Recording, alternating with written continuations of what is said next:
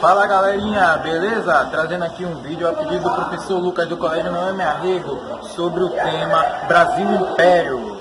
Vamos lá aprender? O período monárquico aqui no Brasil dura 67 anos desde 1822, a partir da independência política, até 1889, com o fim do Segundo Reinado. Vale destacar que todos os países da América Latina decidiram virar imediatamente uma república, com exceção do Brasil, que se tornou um império após a independência política em 1822. Ao longo do período imperial ou monárquico, podem se destacar três momentos distintos. O primeiro reinado, desde 1822 a 1831, ou seja, 9 anos correspondente ao governo de Dom Pedro I, o período regencial, que foi de 1831 a 1840, período em que o país, após a abdicação de Dom Pedro I, esperou a maioridade do novo imperador. Essa espera durou apenas 9 anos e, durante esse tempo, o Brasil foi governado por regentes. E o segundo reinado, que foi de 1840 a 1889. Foi o mais longo de todos, e que corresponde ao governo de Dom Pedro II, que aos 14 anos de idade assumiu o governo. O primeiro reinado começa em 7 de setembro de 1822, com a proclamação da independência do Brasil por Dom Pedro I. Logo em seguida, dia 12 de outubro de 1822, Dom Pedro é aclamado imperador no Rio de Janeiro. Mas não pense que daí em diante foi tudo moleza. Dom Pedro logo tinha que passar por sérias dificuldades. Em 1823, a reunião da Assembleia Geral Constituinte e Legislativa, com o objetivo de criar a primeira Constituição brasileira. Nessa Assembleia tinha cerca de 80 deputados, que representavam 14 províncias. Eram bacharéis, padres, magistrados, grandes proprietários rurais e funcionários públicos. A maioria com grande participação na luta pela independência e na defesa das ideias liberais. Com pouco tempo de trabalho, a Assembleia é dissolvida pelo imperador, que cria o Conselho de Estado. 1824. A Constituição Brasileira. Dom Pedro I nomeou um Conselho de Estado com 10 membros presidido por ele mesmo e encarregou de elaborar a Carta Constitucional em 25 de março de 1824, sem consultar o resto da nação. O imperador ortogou a primeira Constituição brasileira. Foi nesse mesmo ano que teve a Confederação do Equador, um movimento revolucionário que teve início em Pernambuco, mas ocorreu em outras regiões norte e nordeste do Brasil. Em 1825 a 1828, ocorreu a Guerra da Ciplestim, movimento que tornou a região do Uruguai independente do Brasil, e em 1831 foi o fim do primeiro reinado.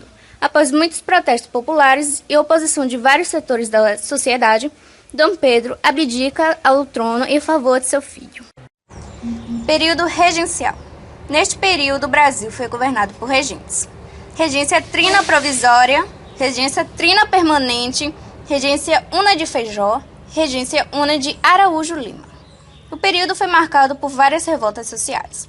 A maior parte delas eram de protesto contra as péssimas condições de vida, alta de impostos, autoritarismo e abandono social das camadas mais populares da população. Nesse contexto, podemos citar balaiada, cabanagem, sabinada, Guerra dos Malês e Revolução Farroupilha.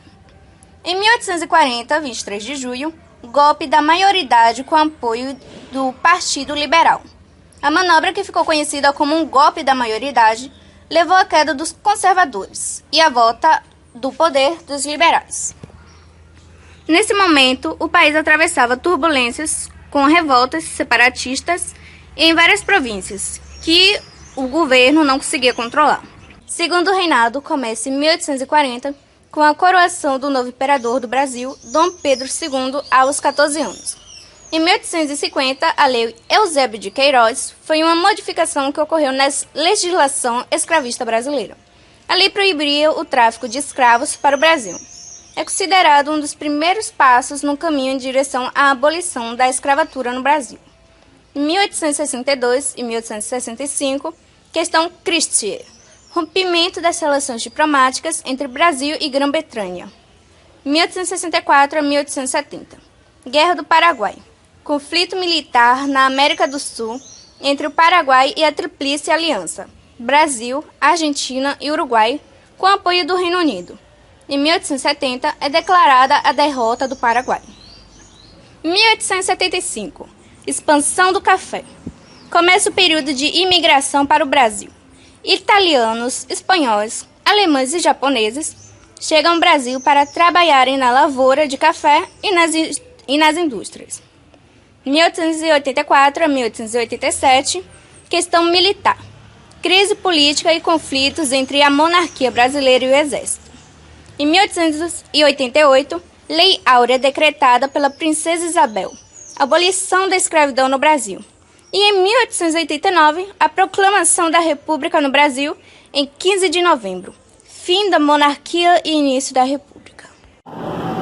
Agora a gente vai fazer uma entrevista aqui com a senhora Fernanda aqui. Por favor, vou liberar para ela. Vou fazer umas perguntas para ela bem simples. Quando a gente fala Brasil Império, vem alguma coisa em sua mente? Império, realmente não vem nada. O que você pode dizer sobre o Brasil Império?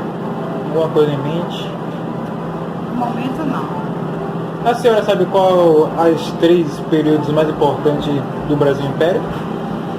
Também não. Obrigado pela entrevista. Então, a gente arranjou outra pessoa para fazer outras perguntas sobre o Brasil Império. Agora eu vou perguntar uma pergunta bem simples. Quando eu falo Brasil Império, vem alguma coisa em sua mente, alguma coisa assim?